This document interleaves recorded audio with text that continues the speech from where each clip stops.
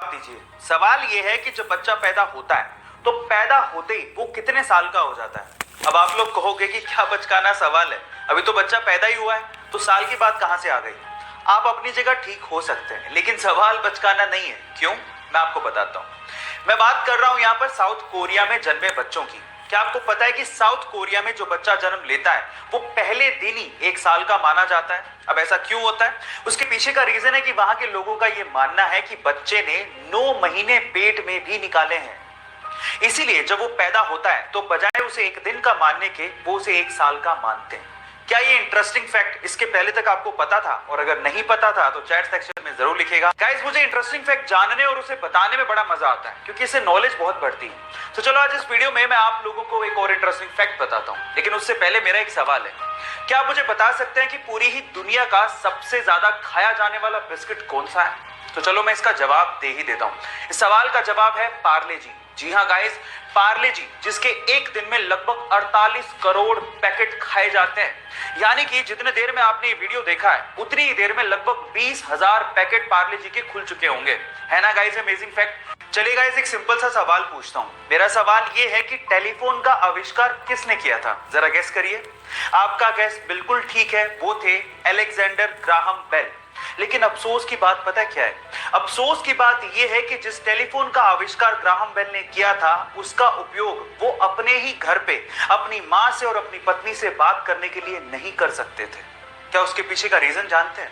उसके पीछे का रीजन ये है कि उनकी मां और उनकी पत्नी दोनों डेफ यानी कि बहरी थी, वो सुन नहीं सकती थी। ऊपर वाले का खेल देखिएगा इस। क्या आपको इसके पहले तक ये बात पता थी, और अगर नहीं पता थी तो चैट सेक्शन में जरूर लिखिएगा। एक बार एक बच्चे ने चिड़िया को कीड़े मकोड़े खाते देखा तो उसे लगा कि उड़ने के लिए कीड़े मकोड़े खाना जरूरी होता होगा। तो उसने कुछ कीड़े इकट्ठे किए और उनका घोल बनाकर अपने दोस्त को पिला दिया और उसके उड़ने का इंतजार करने लगा। वो दोस्त उड़ तो नहीं पाया लेकिन बीमार पड़ गया, जिसकी वजह से उसकी मम्मी से उस बच्चे को डांट सुननी पड़ी। पर किसी को क्या पता था कि एक दिन ये सनकी लड़का विश्व विख्यात वैज्ञानिक बनेगा। Yes, I am talking about Thomas Alva Edison, जिसने 1000 विफलताओं के बावजूद भी हार नहीं मानी और प्रयास करते करते बल्ब का आविष्कार कर डाला। उनके हिसाब से सफलता निश्चित है अगर आप एक बार और प्रयास करो तो।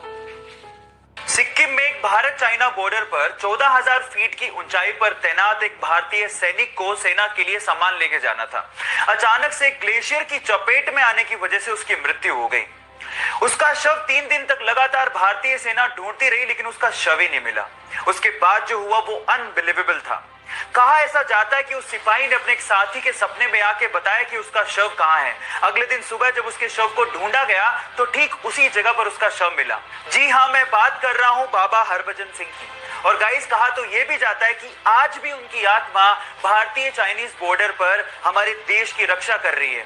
और वहां पर चीन और भारतीय सैनिकों के बीच में जब भी कोई मीटिंग होती है तो उनके लिए एक स्पेशल चेयर छोड़ी जाती है। गाइस, मैं बाबा हरभजन सिंह के जज्बे को और भारत के हर सैनिक के जज्बे को दिल से सलाम करता हूं। एक बंदा ट्रेन से जा रहा था, अचानक से टीटी आया। उसने कहा कि सर टिकट दिखाइए। तो बंदा टिकट ढूंढने लगा अपनी जेब में, सूटकेस में, लेकिन मिला ही नहीं। तो टीटी ने कहा कि सर कोई बात नहीं, मैं आपको जानता हूं, आप टिकट लाए होंगे, आप रहने दीजिए। लेकिन उसके बावजूद भी उस बंदे ने टिकट ढूंढना नहीं छोड़ा। फाइनली टीटी ने कहा कि सर आप टिकट क्यों ढूंढ रहे हैं, आपसे टिकट कोई नहीं मांगने वाला, डोंट वरी अबाउट दैट। फिर उस बंदे ने कहा कि वो बात तो ठीक है, लेकिन अगर मुझे टिकट नहीं मिला तो मैं जानूंगा कैसे कि मैं कहां जा रहा था। अब आप लोग सोच रहे होंगे कितना भुलक्कड़ आदमी है, टिकट खरीदने के बाद भूल गया कि उसे कहां जाना था। लेकिन let me tell you guys, मानव इतिहास में उस व्यक्ति का आईक्यू लेवल सबसे ज्यादा माना गया है। Yes, I am talking